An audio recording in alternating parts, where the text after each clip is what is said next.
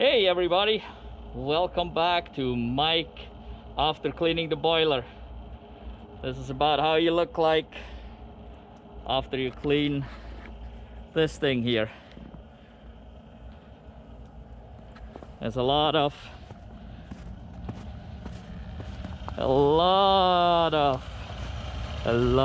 dirt around here.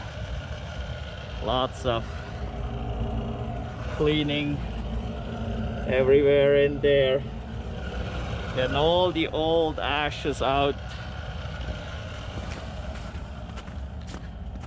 Cleaning down in there. And then the main thing in here. Cleaning all this out. These here, they always burn up, so you gotta have lots of spares. These are brand new now. As you can see on the side here, the duct is cut open. On the back there I put a plate on. I used to have plates here on the sides, but they don't work so well. They just bend real easy as they get really hot down there near the coal, and they bend and then they're hard to remove and almost impossible to reattach. So last year I just ran with this plate in the back because that's needed, that the air goes to each side.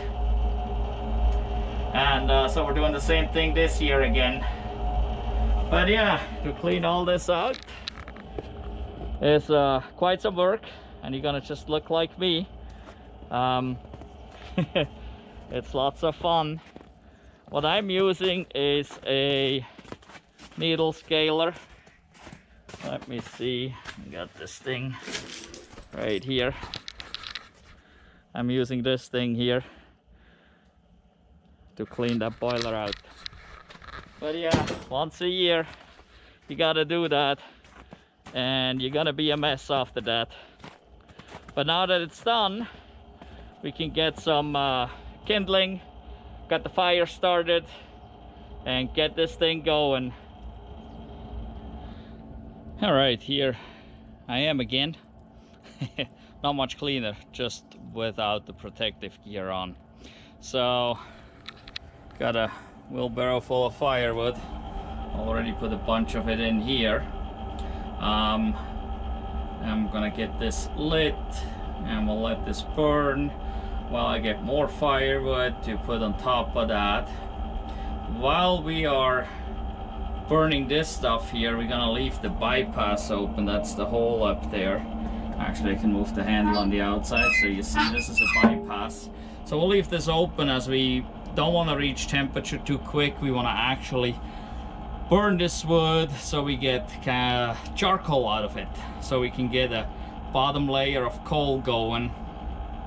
Otherwise the boiler will heat up too quick, will reach temperature, the water temperature, and then a fire will go out and it will never come back on unless we got some coal. To get this here lit, we use this torch over here. It's a big old wheat burner, 500,000 BTU. That will work definitely on this. This boiler here has the option to install a fire starter, and that will be back there. That's the area where that will go. But it was, don't remember, a few $100s or so to get that option. So we decided not to, and see how that goes. And actually, once you got the fire going and you got your coal on the bottom, you really don't need that fire starter anymore. The boiler goes out maybe 2 or 3 times in the 6 to 8 month period that we are using it every year, so really no big deal.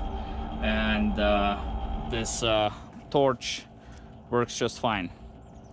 So let me get this fire going here. Also, I closed up all the holes we had open down there and up here.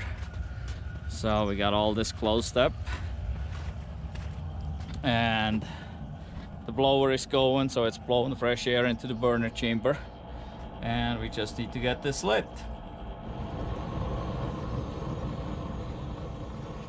Okay, got the torch going. Go in here, aim low, and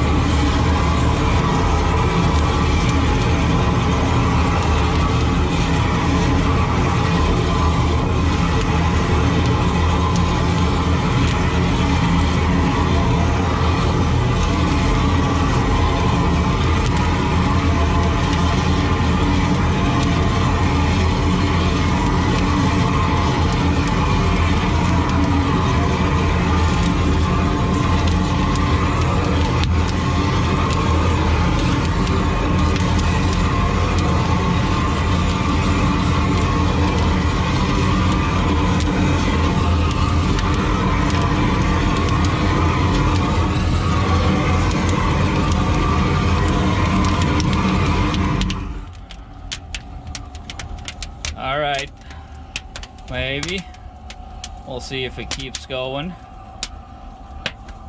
These are relatively big pieces of wood, so it takes a little bit sometimes, but seems like we're lucky here.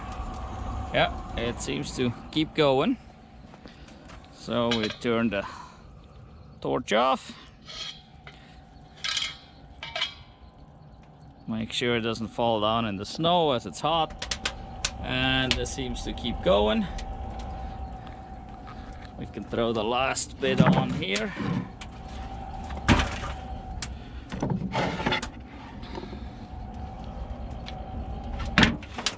Alright, and now I gotta go over to the wood pile and get more.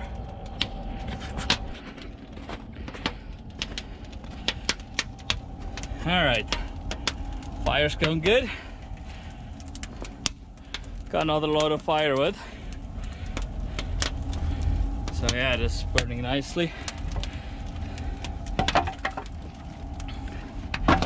So we'll just throw stuff in here.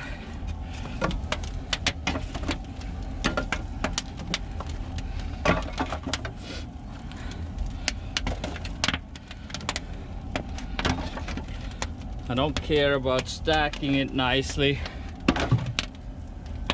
This will burn down here within, I don't know, 30 minutes or so, maybe 45. And then the next time around I can stack it a little nicer so I can get more wood in, so it will last all night. But at this point it don't really matter at all. At this point we just want to get this burnt down to coal.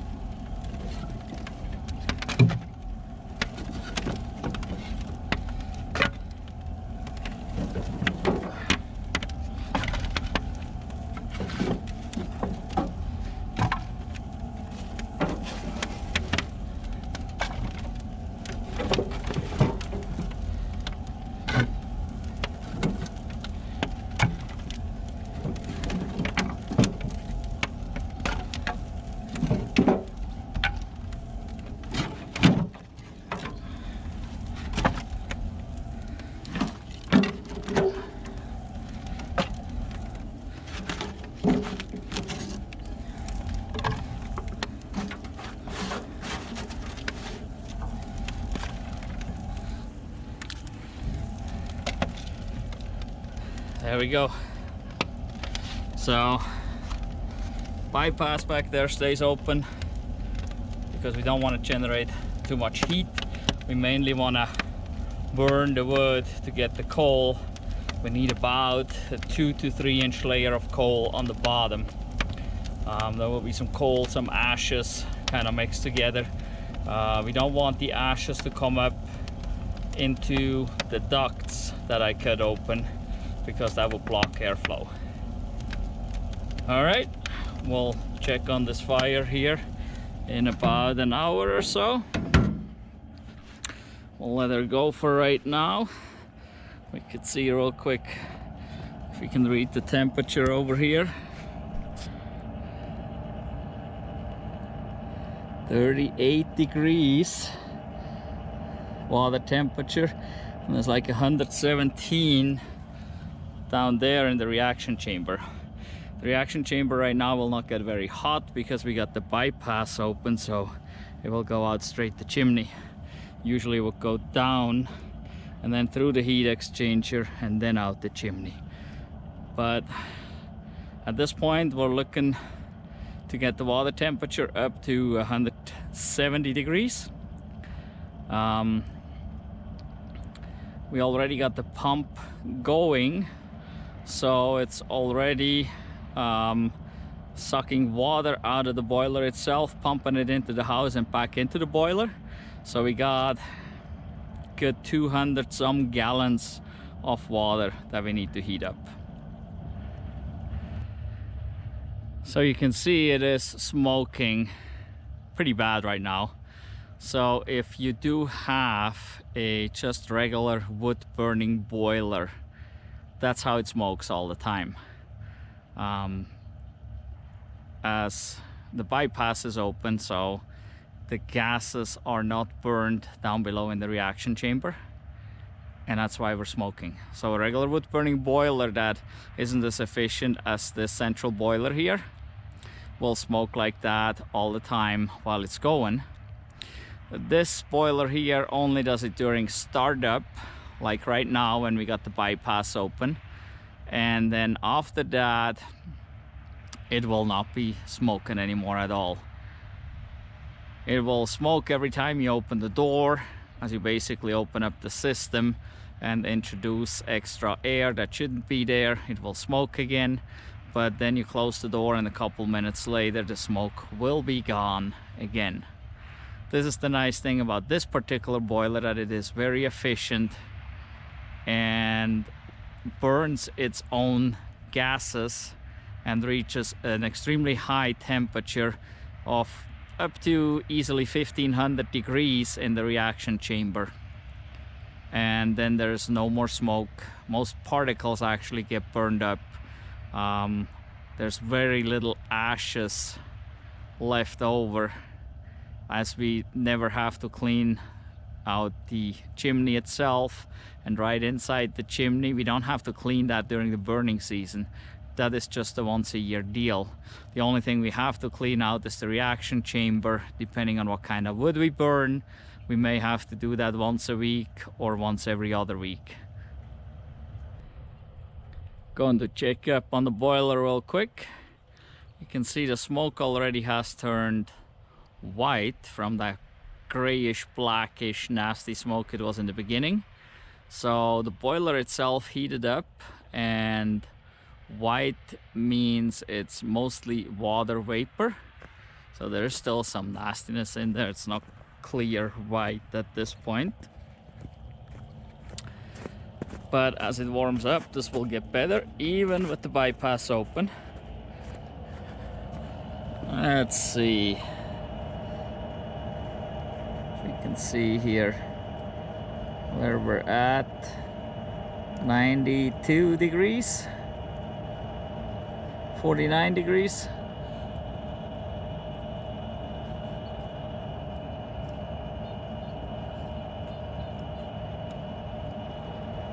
Okay, so water temperature is 92 degrees,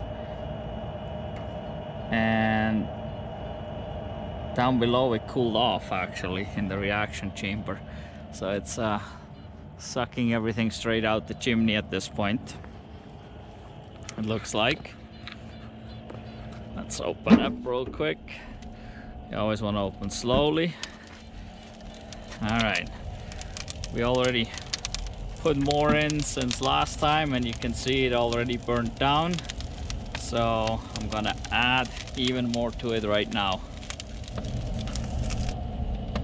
Okay, I just threw a bit more in there. As you can see right now, it's kind of starting to stack neatly just on its own as we're throwing pieces in from here. So we're gonna close that door up again, and oops, there we go. Go back about another half an hour or so and check on it. All right, there's a couple hours after restarting the boiler and I'm all cleaned up again. So we had to put a few loads in here. We probably burned through this full thing 3 times, and so can't really see it, but at the bottom there, hopefully we're starting to build charcoal. So currently the fire is off as we have reached temperature, and so we can close the bypass here, and we show 165, let's see here, 165 water temperature and 172 down here in the reaction chamber. Currently the blower came on because I had it open and there's a little smoke, but like I said, once this is going full blast on its own here, then you won't have any visible smoke anymore from this thing. So at this point we're up and going here. Everything seems to be working okay, and we should have a warm house here in about 12 to 24 hours. We're also heating the fresh water with this. We have what's called a sidearm on the water heater, and we have radiant floor heat, so it takes a little bit to get this all warmed up, especially since it's pretty cold out right now. It's probably about 20 to 25 degrees, so we're below freezing at this point still, and since the heat hasn't been working in the house, the slab is definitely cold, and it will take a little bit to warm that up, but once it's there we'll have nice heat, and even in the coldest weather we could bring the house up to 80 degrees with this going here. All right, so now the question remains, is it worth to have a wood burning boiler? Well, we have the central boiler, E-Classic 1400. They no longer make this model. This was the first smaller model they made. It's very efficient. It works pretty good. I had to do those modifications that I showed earlier, where I had to cut out the ducts, had to open those up in order to be able to clean it. Otherwise they just plug up and it's not going to be nearly as efficient anymore. It is a lot of work to have such a boiler. Obviously cleaning it takes a full day, so once a year you'll be stuck inside that boiler for a day cleaning it. You also have to clean a little here, a little there throughout the season as you're burning, and you got to get your firewood. Unless you purchase the firewood, then it's not as cheap anymore, but if you go get your own, it's obviously cheaper. If you process your own like we do here, we do it all. I mean, from cutting down the tree out in the forest all the way to splitting the wood and feeding it to the boiler. It's a lot of work. If you're 25 years old, that's no big deal. If you're 50 and up, it becomes work. Up to 50, it's relatively easy to deal with. 50 and up, it really becomes work, and you may not want to have to do that every winter. Feed this thing and process your firewood. It is a lot of work. Money wise, it was about $13,000 for this unit with the accessories that we needed to hook it to the house. That was 10 years ago, so I don't know what they currently are, how much they cost, but also 10 years ago when we purchased this unit, we would use about $3,000 worth of propane to heat the house in a year. And so price wise, obviously, if this was 10 years, that was $1,300 a year. This thing is still working, we can still use it. Obviously, we just had to put our sweat equity into it, our labor to feed it and process the wood, etc. But overall, it cost less than heating the house with propane.